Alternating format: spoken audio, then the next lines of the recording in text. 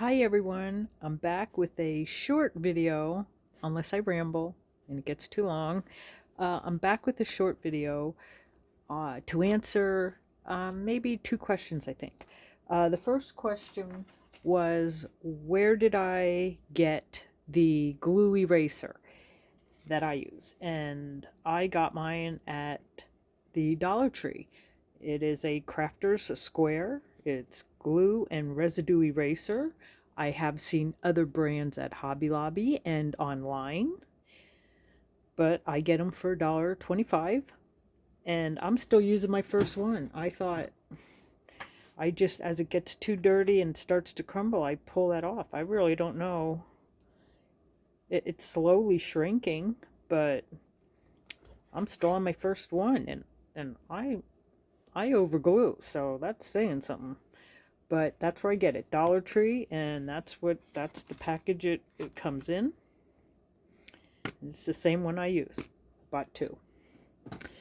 Okay, so the second question was, I think it was about these journals and what papers I use.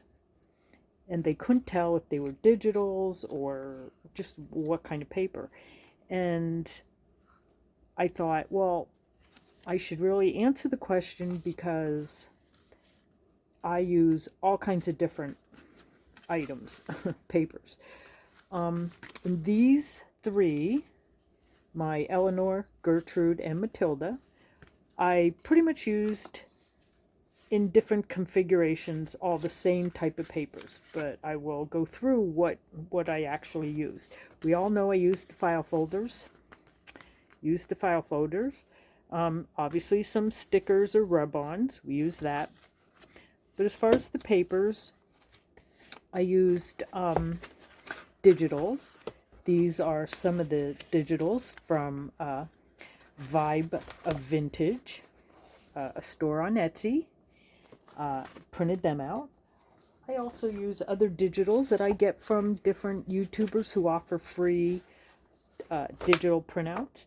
These were from Marley's Designs, or Marley Designs. She offers on her Ko-fi, she offers some free digital papers. She also sells some, which I'm gonna go back on, and there's a kit I want that she's selling, but these were free, and I didn't use these particular papers in my journals because I didn't have them the day that I did those.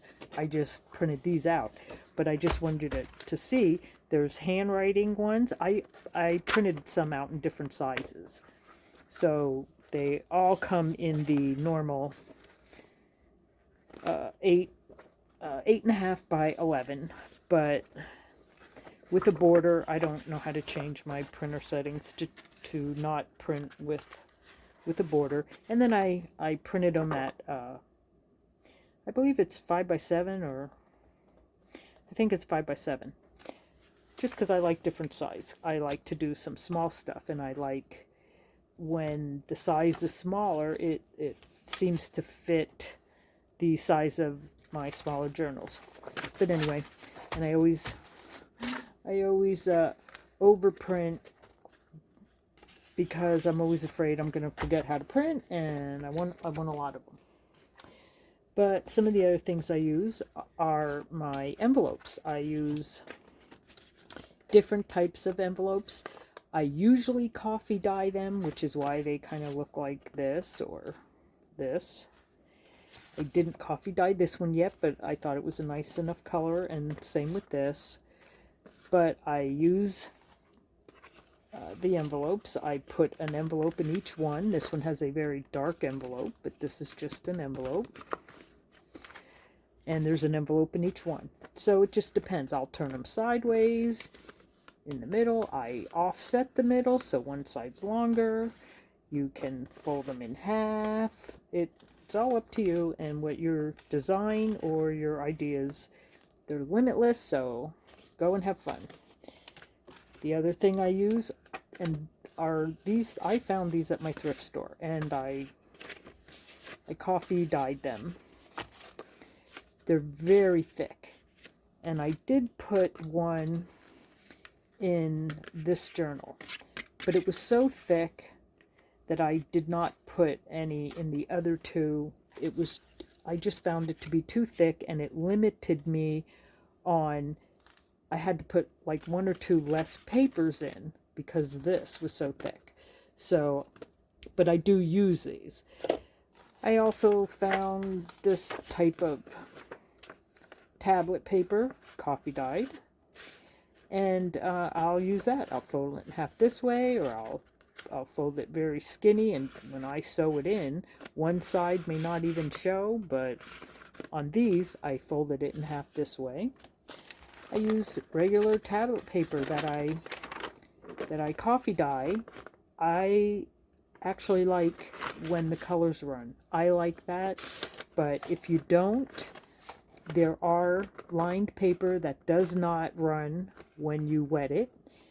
And I heard on some of them, if you iron them first, then when you coffee dye them, they won't run. I don't know how true that is. This is just printer paper, coffee dyed. Just printer paper. I use that, a ton of that. A lot of that. And this is tracing paper, coffee dyed tracing paper. For a while, I was on a tracing paper kick, and I used pounds of that stuff, but I've not quite as much. But then there's books like this, which I also used in these journals. I got this off Amazon. They have a music one, they have a number one, I think a number one, but they have a handwriting one. However, this was like $9.99 2 years ago when I bought it. So I kind of hoarded it because I thought it was a little expensive. But I broke down and I used it on the girls. I blessed them with it. I used it on the girls. So these are all, but not limited to, some of the papers and things I use when I do the insides as a journal. I happen to like when there's folded over pages. Sometimes well, on this one, it's actually a ripped edge. I like that. And these are the Vibe of Vintage. So this is my new thing. That was supposed to be my video, so don't look, peek, surprise. But I just wanted to answer those questions about the eraser and the paper. So there you have it. And I'll be right back with another video on what you just got a peek of. So we'll get back to that. So in the meantime, thanks for watching. Hugs.